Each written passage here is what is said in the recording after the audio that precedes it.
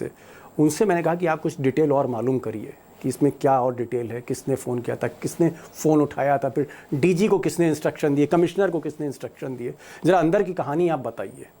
और ये मामले में क्या ये जो लड़की का परिवार है, माता पिता, इनको भी धमकाया गया क्या? इनको भी धमकाया गया? ये भी मैंने उनसे पूछा। आप ज़रा राव साहब को सुनिए, दक्षिण भारतीय हैं, हैदराबाद में रहते हैं, हिंदी भी बोलते हैं और बेखौफ बोलते हैं। राव साहब, मैं ये जानना चाह रहा था कि अभी 15 दिन से तो कुछ इस पे एक्शन हो नहीं रहा था। 10 दिन से मंत्री जी के लड़के का कोई पता नहीं था, यानी मोदी का मंत्री का लड़का कहाँ है किसी को पता ही नहीं है। लेकिन आज मैं देख रहा हूँ एक्शन हो रहा है, मोदी के मंत्री के घर पर छापा पड़ रहा है। हैदराबाद में जो पुलिस है वो घर में घुसकर गृह मंत्री के घर के अंदर छापे मार रही है। उस देश के गृह राज्य मंत्री जो अमित शाह के डिप्टी हैं और जिनके अंडर में सारी पुलिस है, देश भर की एजेंसियां हैं, उसके यहाँ छापा पड़ रहा है। तो इतनी हिम्मत अचानक हैदराबाद पुलिस के कैसे आ गई? इतनी हिम्मत जो है वो मतलब स्टेट पुलिस को कैसे आ गया? ऐसा क्या हो गया रात भर में? जी, दीपक जी, इसके दो वजह है। पहली बात तो कल शाम को देर शाम को ये खबरें चली कि राहुल गांधी जी ने पीसीसी प्रेसिडेंट को फोन कर कर पूछा कि क्या तेलंगाना में क्या चल रहा है, क्या इतनी नजदीकियां बढ़ गई क्या बीजेपी के साथ आप लोगों के। दबे ओहो। लफ्जों में राहुल गांधी जी ने कहा कि क्या चल रहा है तेलंगाना में, एक लड़की के साथ, माइनर लड़की के साथ दुष्कर्म हुआ है और अब हम सरकार में हैं चूड़ियां और पहन के बैठे हैं। हाँ, चूड़ियां पहन के बैठे हैं। दबे लफ्जों में तो पता नहीं किस अंदाज में कहा, जब से जो है 12 टीम अचानक एक 10-15 मिनटों में टीमें बन गई, छापे मारने शुरू हो गए। उनके फार्म हाउस पर, उनके करीमनगर के घर पर, हैदराबाद के घर पर जगह जगह छापे डाले जा रहे हैं। और एक बात ये भी चल रही है कि पुलिस ने ऑलरेडी हिरासत में लेकर पूछताछ कर रही है, लेकिन उनके पुख्ता बेटे सबूत से, नहीं है। चलिए खैर वो तो कंफर्म न्यूज नहीं है। इसका मतलब आप कह रहे हैं कि राहुल गांधी अगर एक्शन नहीं लेते, राहुल गांधी को अगर गुस्सा नहीं आता, राहुल गांधी फोन नहीं करते, तो ये मामला जो है कहीं ना कहीं इस ये हीला हवाली चलती रहती, इसमें कोई एक्शन नहीं होता। राहुल की वजह से एक्शन हुआ। मुझे लगता है इसीलिए हुआ है क्योंकि कल रेवंत रेड्डी एक प्रेस कॉन्फ्रेंस में बात कर रहे थे, तो उन्होंने कहा कि हम कोशिश कर रहे हैं, वो लापता है तो हम क्या करें। ये एक मुख्यमंत्री के शब्द नहीं होने चाहिए, खासकर जब उनके पास होम मिनिस्ट्री खुद मुख्यमंत्री के पास है, तो ये ऐसे ऐसे बोलना नहीं चाहिए। शायद उस कॉन्क्लेव के बाद ही शायद बात राहुल गांधी जी तक पहुंची और तुरंत आदेश आए वहां से और पूरे पुलिस हरकत में आ गई। पुलिस हरकत में आ गई, राहुल गांधी ने इंटरफियर किया। हालांकि रेवंत रेड्डी राहुल गांधी के बहुत करीब है, लेकिन हो सकता है एक प्रेशर हो और वो चाह रहे हो कि राहुल गांधी कहें तो फिर मैं आगे बढ़ूं। एक चीज और जानना चाहेंगे, ये जो मंत्री जी हैं मोदी जी के बड़े करीब हैं, अमित शाह के बहुत करीब हैं, ये कोर्ट के भी चक्कर लगा रहे थे और इनको लग रहा था कि इन्हें हाई कोर्ट रिलीफ दे देगा। लेकिन क्या हाई कोर्ट ने भी कोई रिलीफ नहीं दिया और एंटीसिपेटरी बेल देने से मना कर दिया? क्या आपको लगता है ये बड़ा झटका था केंद्रीय मंत्री पर, अमित शाह के डिप्टी मिनिस्टर संजय कुमार पर? जी बिल्कुल सर, कल जब बंडी संजय के बेटे का एक ही कहना है कि वो उनका कहना है कि लड़की नाबालिग नहीं है, वो मेजर है। और लड़की के माता पिता का कहना है कि लड़की 12 अगस्त 2008 की उनकी पैदाइशी है और अभी अभी 2-3 महीने और वो नाबालिग ही रहेगी। तो उनके माता पिता ने कोर्ट में एक अपने उनकी लड़की की बर्थ सर्टिफिकेट और 10th क्लास की सर्टिफिकेट दोनों पेश किया और उसके साथ में दुष्कर्म करने के बाद में 3-4 दिन तक लगातार बंडी संजय के बेटे भगीरथ जो है उस लड़की को मैसेज करते रहे कि मुझे माफ करे, मुझे माफ करे, नाराज ना हो, मेरे से गलती हो गई। ये व्हाट्सएप चैट्स जो है अपने आप में एक सबूत बन गए कि उन्होंने अपने जो गुनाह है लड़की को व्हाट्सएप में स्वीकार किया और उसके माफी भी मांग रहे हैं। ये दोनों बहुत ही स्ट्रॉन्ग एविडेंसेस है उस लड़के के खिलाफ।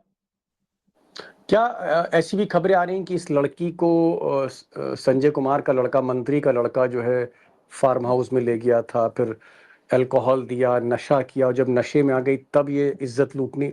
जी की सर, जी कोशिश हुई बिल्कुल, है? यही हुआ है। और 31 दिसंबर के नाइट को उनको फार्म हाउस में लेके गया, लड़की के मर्जी के बगैर उसे अल्कोहल पिलाया गया। उसके बाद में जब वो बेहोश रही या कुछ आध होश में रही, उस समय उनसे ये काम किया गया। फिर सवेरे जब वो उठ के आई तो खूब रोते हुए घर आ गई। तो उस रोते हुए जब वो लड़की घर आई, उस दिन से लेके 3-4 दिन तक इस लड़के ने, भगीरथ ने, उस लड़की को लगातार माफ करने के मैसेजेस भेजे हैं। क्या उन्होंने कबूल किया कि उनसे उन्होंने दुष्कर्म किया है। जी। ये अपने आप में अगर ये सबूत बन गया कि उसने गलत किया है। जी।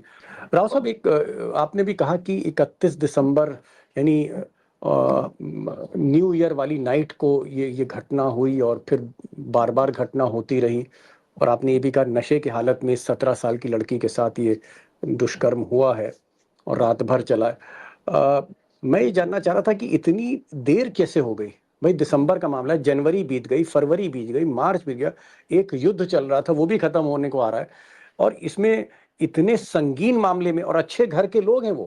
आपने जी, पिछली बार मुझे बताया था कि उनके बाप जो हैं, इस लड़की के जो माता-पिता हैं, they are very good family, मतलब करोड़पति लोग हैं, जी। बिज़नेसमैन लोग हैं।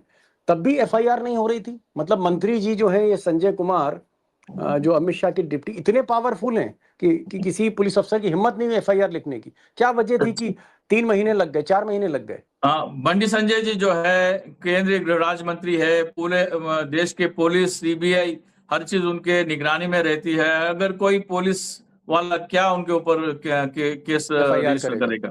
हाँ, ये लोग पुलिस स्टेशन में, हैदराबाद के एक पुलिस स्टेशन में ये लोग केस दर्ज करने गए तो इनको वहां बिठाकर करीमनगर में इनके खिलाफ एक पुलिस एफआईआर हो गया। उसके बाद में इनका केस रजिस्टर हुआ। इससे आप अंदाजा लगा सकते हैं कि कितना ओहो! प्रेशर है। ओहो!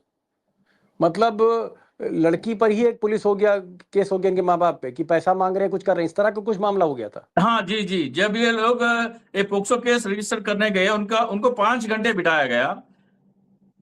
इस टाइम में करीमनगर में इनके खिलाफ एक एक्सटॉर्शन का केस रजिस्टर हो जाता है।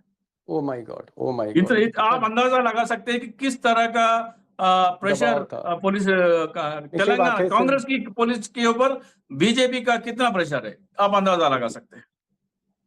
कांग्रेस की पुलिस है, लेकिन क्योंकि आईपीएस ऑफिसर हैं, और सारे आईपीएस ऑफिसर की जो काडर कंट्रोलिंग अथॉरिटी है वो होम मिनिस्टर अमित शाह हैं, और ये जो संजय कुमार आप देख रहे हैं, ये राज्य गृह मंत्री हैं, यानी अमित शाह की डिप्टी हैं। तो सारी पुलिस, एक तरह से देखा जाए इनडायरेक्टली, अप्रत्यक्ष तौर पे इनके अंडर में पुलिस पर इतना प्रेशर था कि एफआईआर ही दर्ज नहीं हो रही थी, उल्टी एफआईआर हो गई। क्या आपको लगता है पब्लिक प्रेशर इतना ज्यादा था कि सारी पब्लिक, महिला संगठन, महिलाएं, लड़कियां, बच्चियां, ये जब सड़क पर आ गईं और जगह-जगह हैदराबाद में पोस्टर लगने लगे, अखबारों में भी फिर छपने लगा, तो क्या वो एक प्रेशर था कि ये एफआईआर हुई? पब्लिक का जो प्रेशर है वो जो है पीसीसी इंचार्ज मीनाक्षी नटराजन के नजर में गया। फिर वो ले जाके राहुल गांधी के सामने उसका डिस्कशन हुआ। वहां से जब ऑर्डर्स आए तो पूरे आदेश मिले कि पुलिस को जल्द से जल्द अरेस्ट करना है। तो जब जाके 12 टीम बनी और पुलिस हरकत में आकर कुछ एक्शन देखने को मिल रहा है। ये पूरा जो भी है इनिशिएशन जो है सोशल मीडिया और जो पब्लिक का गुस्सा है उसके वजह से बात राहुल गांधी तक गई और वहां से जो है ये जी। पूरा मामला फिर टर्न लिया। ओके। उसमें बहुत ही भयावह घटना, मैं कहूँगा कि देश के गृह राज्य मंत्री, उनका बेटा पहले भी इस तरह की हरकतें कर चुका है, और वो दुष्कर्म करता है, एक लड़की की इज्जत लूटी जाती है उन्हीं के फार्म हाउस में, और उसके बाद एफआईआर दर्ज नहीं होती।